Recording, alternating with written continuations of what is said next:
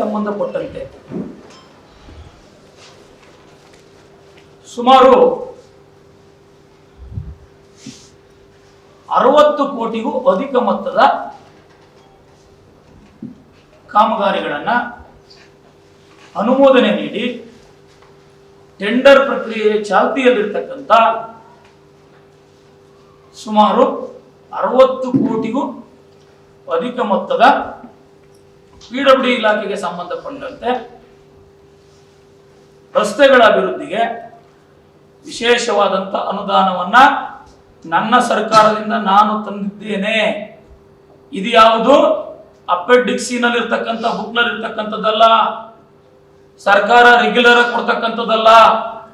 ವಿಶೇಷವಾಗಿ ನಾನು ಏನು ಪತ್ರವನ್ನ ಕೊಡ್ತೇನೆ ಆ ಪತ್ರವನ್ನು ಅನುಮೋದಿಸಿ ನನ್ನ ತಾಲೂಕಿಗೆ ಬಿಡುಗಡೆ ಮಾಡಿರ್ತಕ್ಕಂಥದ್ದು. ಉದಾಹರಣೆಗೆ ಸೊಂಡೆಕೊಪ್ಪ ಕ್ರಾಸ್ನಿಂದ ನಮ್ಮ ನೆಲಮಂಗಲ ವಿಧಾನಸಭಾ ಕ್ಷೇತ್ರದ 3 ಕಿಲೋಮೀಟರ್ಗಳ ತಾವರೆಕೆರೆ ರಸ್ತೆಯಲ್ಲಿ ಸೊಂಡೆಕೊಪ್ಪ ರಸ್ತೆಯಲ್ಲಿ ಹೋಗ್ತಕ್ಕಂಥ ಸೊಂಡೆಕೊಪ್ಪ ಸರ್ಕಲ್ ನಿಂದ ಸುಮಾರು 2.5 ಇಂದ 3 ಕಿಲೋಮೀಟರ್ಗಳು ಏನು ನನ್ನ ಕ್ಷೇತ್ರ ಬರುತ್ತೆ, ಆ ಕ್ಷೇತ್ರಕ್ಕೆ 4 ಪಥದ ರಸ್ತೆಯನ್ನ ಗುದ್ಲಿ ಪೂಜೆ ಮಾಡಲಿಕ್ಕೆ ಮುಖ್ಯಮಂತ್ರಿಗಳು ಬರ್ತಾ ಇದ್ದಾರೆ. ಇದು ಸುಮಾರು 13 ಕೋಟಿಗಳ ಕಾಮಗಾರಿ. ಇದರ ಜೊತೆಯಲ್ಲಿ 9 ಕೋಟಿ ರೂಗಳ ನಗರದ ರಸ್ತೆ, ಪ್ರಮುಖ ನಮ್ಮ ನಗರ ಅಷ್ಟುಗುಂಟೆ ಬ್ರಿಡ್ಜ್ನಿಂದ ಕುಣಿಗಲ್ ಬೈಪಾಸ್ ವರೆಗೆ ರಸ್ತೆಯನ್ನ ಉನ್ನತೀಕರಣ ಮಾಡಿ ರಸ್ತೆಯ 2 ಕಡೆಗಳಲ್ಲಿ ವಿದ್ಯುತ್ ದೀಪಗಳನ್ನು ಅಲಂಕರಿಸಿ ವಿದ್ಯುತ್ ದೀಪಗಳಿಂದ ಅದಕ್ಕೆ ಅಳವಡಿಸಿ ಆ ಕಾಮಗಾರಿಯನ್ನು ಕೈಗೊಳ್ಳತಕ್ಕಂಥ 9 ಕೋಟಿ ರೂಗಳ ಕಾರ್ಯಕ್ರಮ. ಇದು ಸಹ ನನ್ನ ಅವಧಿಯಲ್ಲಿ ಪೂಜೆ ಆಗ್ತಾ ಇರತಕ್ಕಂಥದ್ದು. ಮತ್ತೊಂದು ವಿಶೇಷ, ನಮ್ಮ ಬೇಗೂರು ಕ್ರಾಸ್ನಿಂದ ತ್ಯಾಮಗೊಂಡ್ಲುವರೆಗಿನ ರಸ್ತೆ ಎಷ್ಟು ವರ್ಷಗಳ ಕಾಲ ಟೆಂಡರ್ ಆಗಿ ಅದಾಗೆ ಜಲ್ಲಿ ಆಗಿಬಿಟ್ಟಿದ್ರು ಅಂತ ನಾವೆಲ್ಲರೂ ನೋಡಿದ್ದೀವಿ. ಟೆಂಡರ್ ಮಾಡಿಸಿ ಗುತ್ತಿಗೆದಾರನ್ನ ಕೆಲಸ ಮಾಡಲಿಕ್ಕೆ ಅವರಿಗೆ ಕಮಿಟ್ಮೆಂಟ್ ತಕ್ಕಂತೆ ಗುತ್ತಿಗೆದಾರರ ಕಡೆಯಿಂದ ಕೆಲಸವನ್ನ ತೆಗೆದುಕೊಳ್ಳದೆ ಅದನ್ನ ನಿರ್ಲಕ್ಷಿಸಿ ಹಾಗೇ ಬಿಟ್ಟಿದ್ರು.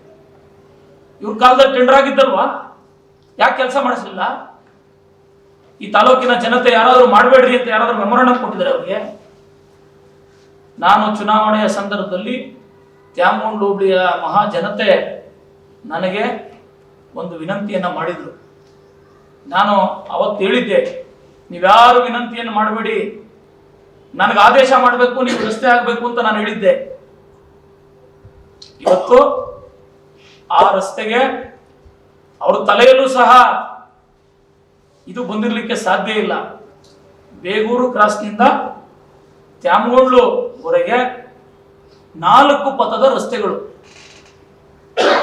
ಇದಕ್ಕೂ ಸಹ ನನ್ನ ಸರ್ಕಾರ ನೀಡಿರ್ತಕ್ಕಂಥ ವಿಶೇಷ ಅನುದಾನ ಇವತ್ತಿಗೆ 20 ಕೋಟಿ ಆ ರಸ್ತೆಗೆ ಸಂಬಂಧಪಟ್ಟಂತೆ ನೀಡಿದೆ. ಮುಂದಕ್ಕೆ ಅದಕ್ಕಿನ್ನೂ ಜಾಸ್ತಿ ಆಗುತ್ತೆ ಅಂತ ಅಂದಾಜು ಪಟ್ಟಿಯನ್ನು ನಾನು ತಯಾರು ಮಾಡಿಸಿದ್ದೀನಿ.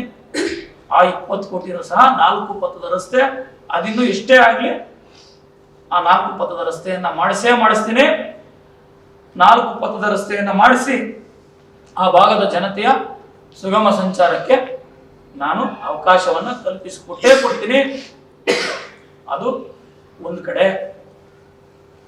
ಇನ್ನು ಹೇಳ್ತಾ ಹೋದ್ರೆ ಇವತ್ತೆಲ್ಲ ರಾತ್ರಿ ಆಗ್ತದೆ. ನಾನು ಕೆಲವೊಂದು ಹೈಲೈಟ್ ಆಗಿರ್ತಕ್ಕಂಥ ಅಂಶಗಳನ್ನ ಅಷ್ಟೇ ಹೇಳ್ತೀನಿ. ಇದರ ಜೊತೆಗೆ ಇನ್ನು ಪಿಡಬ್ಲ್ಯೂಡಿ ಇಲಾಖೆಯಿಂದ ಹಲವಾರು ಆದೇಶಗಳಾಗಿವೆ. ಆದರೂ ಸಹ ಗುದ್ಲಿ ಪೂಜೆಯನ್ನ ಇಟ್ಕೊಳ್ತಕ್ಕಂಥ ಕೆಲಸವನ್ನ ಪ್ರಾಮಾಣಿಕವಾಗಿ ನಾನು ಮಾಡಿಸ್ತೇನೆ.